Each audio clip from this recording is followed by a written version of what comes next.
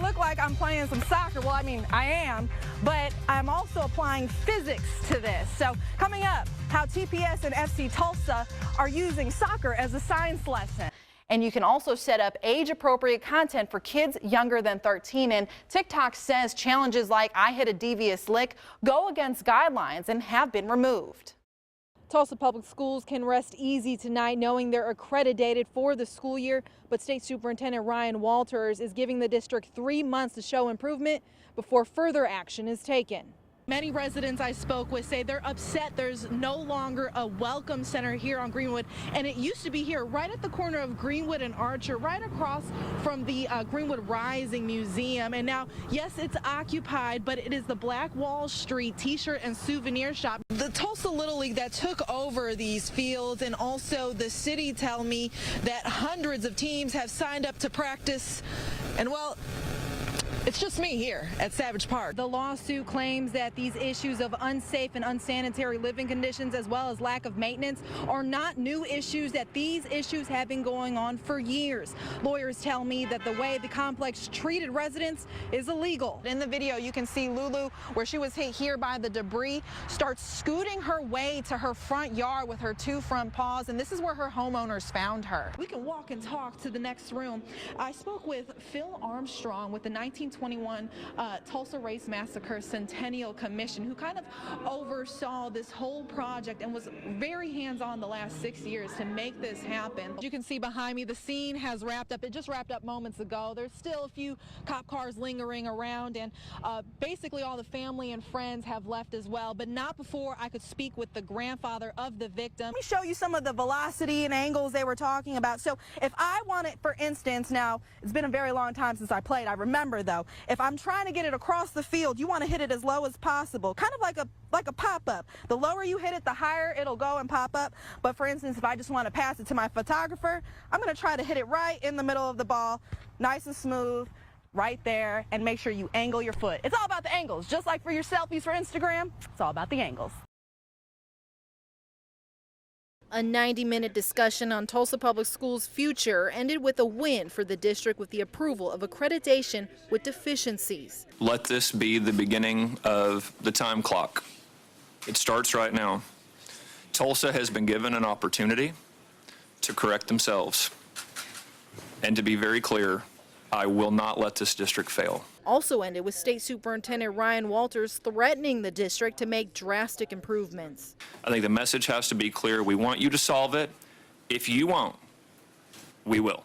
Walters laid out stipulations the district will need to follow, giving them the year to improve reading scores and overall classroom success. The Oklahoma State Department of Education board members changed the year deadline to 3 months. We've worked with the districts to see what they use already to measure reading proficiency, because again, I think that they do have some things in place that are good measurements.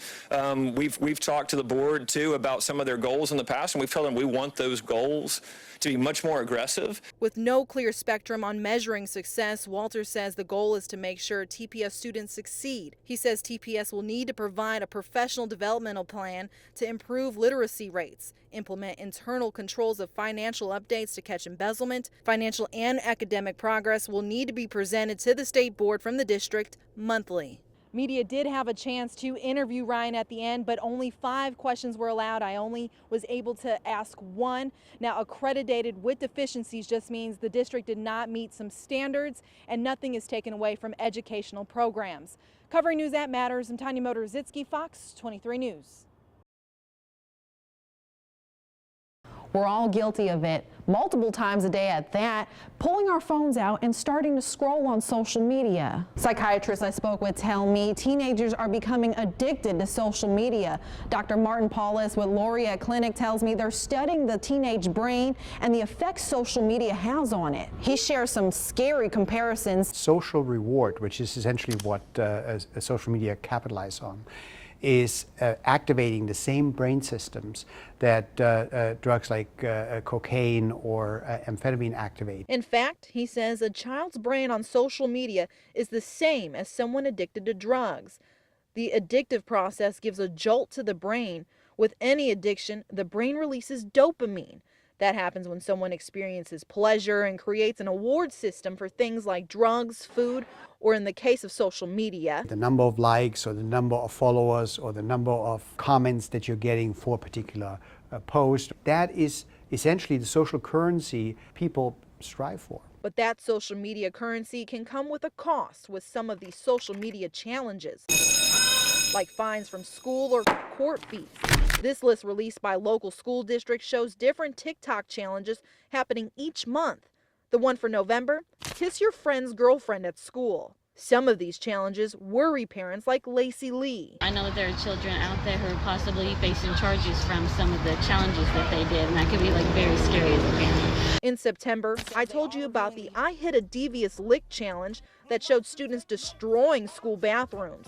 They knocked down soap dispensers, kicked urinals off the wall, and stole technology from teachers. It's theft, and it is vandalism and damaging of property. Jinx Middle School assistant principal Megan Jackson told me she saw it happening across the district and handed out hefty consequences, including in-school suspension or possibly out-of-school suspension and restitution. Dr. Paula says some kids are so addicted to social media, they just think of it as a game.